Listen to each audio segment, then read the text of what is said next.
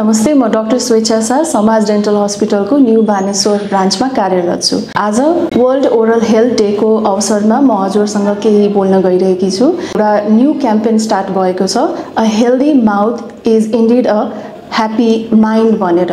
यो लाइन सुन्दा जति सतही सुनिन्छ त्यतिकै बुझ्ने हो भने एकदमै गहिरो मिनिङ छ यसमा। हाम्रो ओरल हेल्थ यदि राम्रो भएन भने हाम्रो खानपिन, हाम्रो सोशल इन्टरेक्सन्स, हाम्रो सेल्फ कन्फिडेन्स, हाम्रो थिङ्किङ पोजिटिभिटीमा पनि यसले ठुलो असर गर्दछ र भाइस वर्सा। यदि कुनै मेडिकल कन्डिसन छ, यदि कुनै मेन्टल कन्डिसन छ भने यसले पनि हाम्रो ओरल हेल्थमा नकारात्मक असर पार्दछ। So they are mouth to mind इन्टरकनेक्सनको विषयमा म आज हजुरहरूसँग कुरा गर्न गइरहेको छु। यो वर्षभन्दा अगाडि 2024 सम्म चाहिँ हाम्रो वर्ल्ड ओरल हेल्थ अर्गनाइजेसनले चाहिँ नि स्लोगन थियो, a healthy mouth is indeed a healthy body भनेर।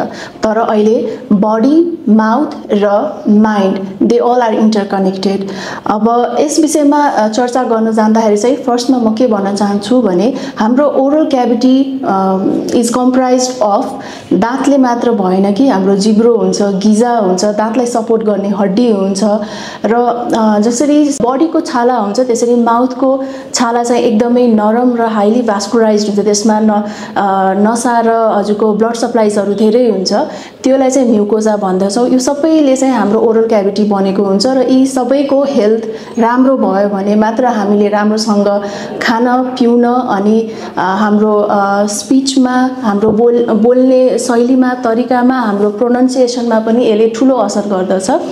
त्यसै अनुसारले यदि हाम्रो दाँतहरू बाङ्गोटिङ्गो छन्, भाँचिएको छ या तलमाथि भएको छ, गिजाबाट रगत आउँदछ अनि सास गनाउँछ भने हाम्रो डेफिनेटली हाम्रो सोसल इन्टरेक्सनमा पनि यसले चाहिँ धेरै धक्का पुर्याउँदछ, जसको कारणले चाहिँ नि मानिसहरूलाई चाहिँ एकदम लङ टर्ममा एक किसिमको स्ट्रेस, एन्जाइटी, तनावहरू हुन्छ र यसले भविष्यमा चाहिँ एउटा मेन्टल कन्डिसन पनि निम्त्याउन सक्दछ।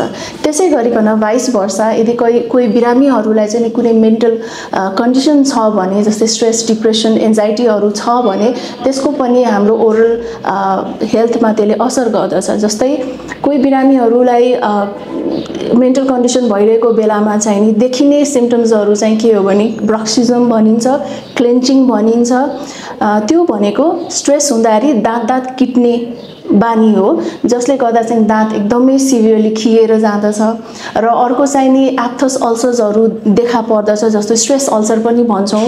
र युजली बिरामीहरू आउँदाखेरिकन त्यस्तो अल्सर्सहरू आएको छ भने हामीले हिस्ट्री लिँदाखेरि डेफिनेटली उहाँहरूको कुनै बेला एक्जाम हुन्छ या दौडदुड धपेडी कुनै एक्जर्सन भइरहेको हुन्छ या कुनै डिप रुटेड कारणहरू हुन्छ।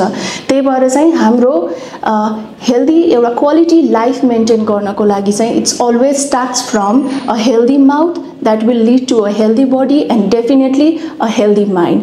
यो सबै तीनवटा कुरा इन्टरकनेक्टेड छ। त्यसैले हामीले आफ्नो ओरल हाइजिनलाई पनि एकदमै विचार गर्नुपर्दछ, किनभने अल्टिमेटली ओरल हेल्थले हाम्रो सेल्फ पर्सेप्सन, पोजिटिभिटी अनि हाम्रो सोसल इन्टरेक्सन अनि हाम्रो क्वालिटी अफ लाइफलाई एनहान्स गर्दछ।